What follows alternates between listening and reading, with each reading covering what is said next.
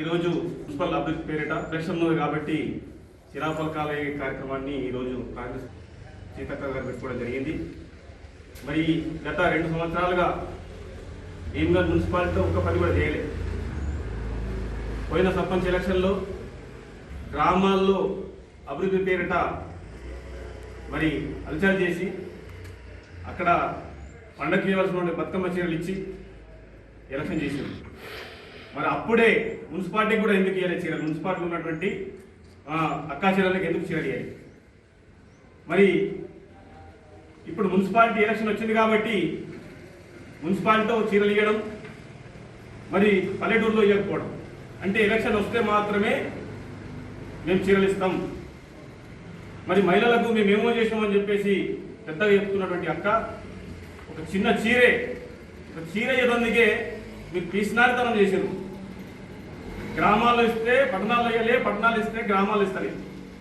పండుగకి ఇవ్వాల్సిన చీరలు మరి మీ స్వార్థం కోసం ఎలక్షన్ వచ్చిన సందర్భంలో ఇస్తున్నారు. ఈరోజు అభివృద్ధి పేరట మీరు వేసిన శిలాఫలకము అది మా ప్రశాంతంగా ఉన్నటువంటి మినిస్టర్గా ఉన్నటువంటి పనులు అవి. మరి మీ ప్రభుత్వం వచ్చిన తర్వాత గత 2 సంవత్సరాలుగా పనులు చేయించక వాటిని ఆపి మరి ఇప్పుడు అవిటికే శిలాఫలకాలు వేయడం అనేది ఎంతవరకు సబబు మీరు ఆలోచించాలి. మరి ఈరోజు భీమ్గల్ మున్సిపాలిటీ ఎలక్షన్ వచ్చినాయి కాబట్టి ఈ హడావిడి యాన్సల్ చేయడం, మరి మీరు మాట్లాడితే ఏ రకంగా ఉందో ప్రజలు చూస్తూ ఉన్నారు, గమనిస్తూ ఉన్నారు. ఈ మున్సిపాలిటీ వార్డులో తిరిగినప్పుడు మరి మొత్తం ప్రశాంతంగా అభివృద్ధి చేశారు. ప్రభుత్వం అభివృద్ధిని పొగుడుతూ ఉంటే మీరు భరించలేక ఎట్టి పరిస్థితుల్లో మున్సిపాలిటీలో మీరు గెలరని ఈరోజు సడన్లీ ఇట్లాంటి కార్యక్రమం చేయడం అనేది ప్రజలు గమనిస్తూ ఉన్నారు. కాబట్టి ప్రజల్ని మభ్యపెట్టి మోసం చేసే కార్యక్రమం ఈ గత 2 సంవత్సరాలు జరుగుతున్నది. ఇప్పుడు మీరు మోసం చేస్తా అంటే మోసపోవడానికి నా భీమ్గల్ మున్సిపాలిటీ ప్రజలు సిద్ధంగా లేరని చెప్పేసి సందర్భంగా తెలియజేస్తా ఉన్నారు. మరి ఈ ఇన్ఛార్జి గారు ఎవరైతే ఉన్నారో కాంగ్రెస్ ఇన్ఛార్జి ఆయన మాట్లాడుతున్నాడు. మరి మాట్లాడేటప్పుడు ఒక అవగాహన ఉండాలి.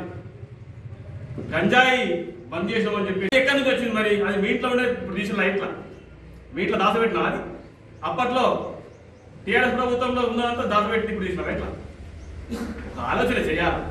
సరే, మంచి పని చేస్తే ప్రజలే గుర్తిస్తారు. నువ్వు ప్రశాంతంగా అభివృద్ధి చేసినావు ప్రశాంతంగా నేను కూడా చేస్తాను పోటీతో చేయి. అంతేగాని నిందలేసి అబండాలేసి మాయమాటలు చెప్పి ఓట్లు దండుకోవాలంటే దీంట్లో ప్రజలు సిద్ధంగా లేరు. ఈరోజు యువతను కూడా బంధం చేసే కార్యక్రమం పెట్టుకున్నావు. ఎక్కడ టీఆర్ఎస్ ప్రభుత్వంలో యువత ఎక్కడ ఇబ్బంది చేసింది? రాత్రులు తిరుగుతారట, పొద్దుదాకా వంటరాట యువత. అంటే యువతను ఏ మార్గంలో పెట్టాలనుకుంటున్నావు? సన్మార్గంలో పెట్టాలనుకుంటున్నావా? లేకపోతే యువతను బదనాం చేసి వాళ్ళను మరి ఇబ్బంది పెట్టాలనుకుంటున్నావా? ఒక ఆలోచన చేయి.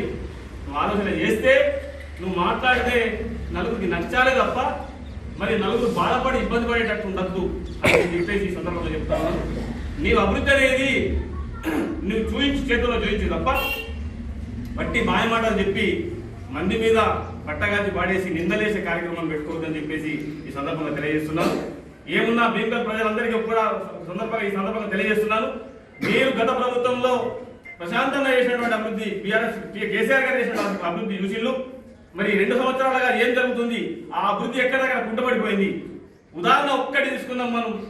మరి ఈ భీమ్గల్ ప్రాంతంలో మరి ఎక్కువ ఎస్టీ ట్రైబల్స్ కానీ బీద వర్గాలు ఉన్నాయని చెప్పి ప్రశాంతన్న 30 పడకల ఆసుపత్రి లేకపోయినప్పటికీ ప్రశాంతన్న 100 పడకల ఆసుపత్రి శాంక్షన్ చేయించి 80% పనులు పూర్తి చేస్తే మరి మిగిలిన ఒక 10-20% పనులు పూర్తి చేసే లేని పరిస్థితిలో మీరు ఉన్నారు.